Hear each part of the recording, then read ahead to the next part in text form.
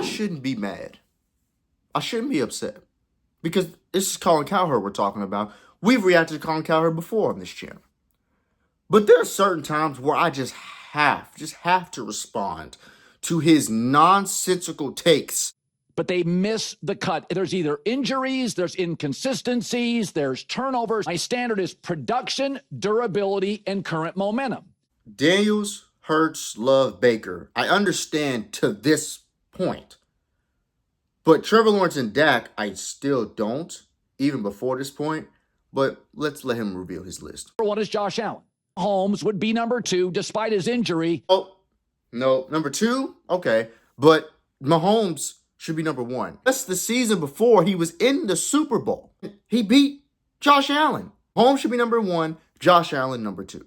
Number three, Caleb Williams. This man said Caleb Williams. Never hurt. Never hurt in high school. Never hurt in college. Never hurt in the pros. Got hit more than any quarterback in the league rookie year. Not missing a snap. See, you know why you had to throw in him not being hurt in the pros and you had to bring in high school and college? It's because he's only played 2 years in the NFL. And only one of them was good, and it was last season. But he gets to be number 3 over, I don't know, a 2-time MVP in Lamar Jackson? If you want to go based off because Lamar got hurt, fine. So he knocks down to 4. But Stafford should be number 3, considering the fact that he is the reigning defending MVP. Again, not great in the playoffs, Justin Herbert. Hold on. I'm about to do it. Justin Herbert. Worst offensive line in the NFL. Made the playoffs. That is insane. In his last 3 postseason games, he is throwing 55%, 670 yards, 2 touchdowns, and 4 interceptions. But where does that say top 4 quarterback in the league over Matthew Stafford and Lamar Jackson? Justin Herbert PR is almost worse than Josh Allen, because at least Josh Allen's a generational talent. But Herbert is getting passes from doing absolutely nothing. You want to talk about the offensive line? You can use that same excuse for Lamar Jackson last year, Joe Burrow, because he gets hit constantly. 5, Matt Stafford. I mean, listen, I know he's old. I know he's not mobile. He just won the MVP. Yes, so if he just won the MVP, how the hell was he not in the top 4? 6, and I think he's honestly on any given Sunday the best player in the league, Joe Burrow. Lamar's name still ain't popped up yet. This man said Joe Burrow. Production, durability, and career momentum. Burrow has missed the playoffs the last 3 seasons.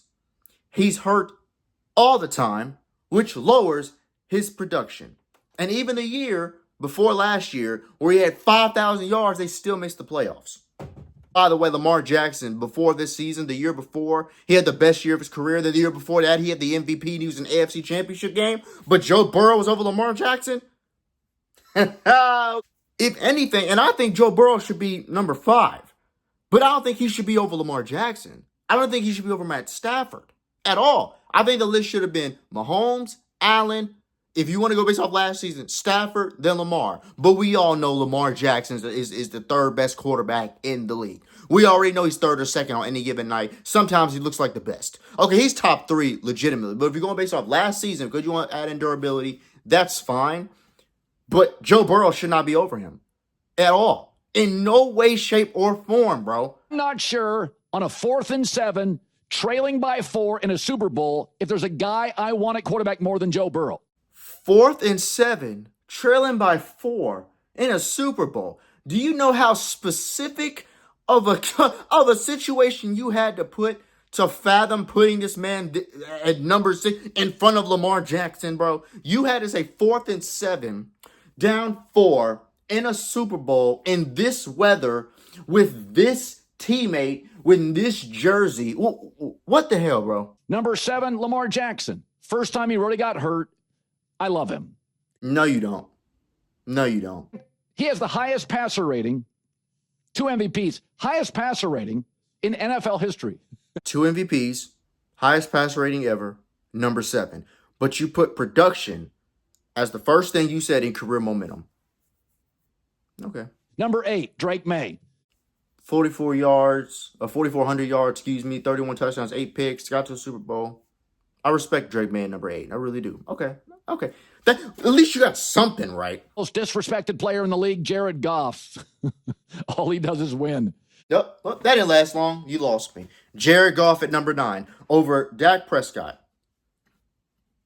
Okay, that's fine. You have him over Jalen Hurts, who before this season had just won a Super Bowl. Oh, yeah, that makes perfect sense. So you have him over Trevor Lawrence, who basically saved his reputation this year and led his team to the playoffs.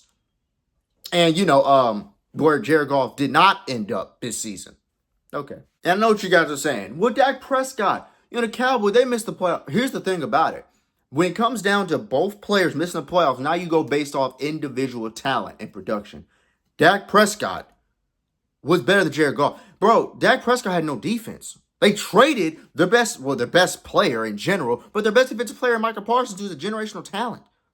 That defense couldn't do anything if Dak Prescott and CeeDee Lamb and George Pickens did not ball out. By the way, they had no run game. If they did not ball out, they were losing automatically, bro. Jared Goff, all he has to do is make the right plays. He is a game manager, and he missed the postseason.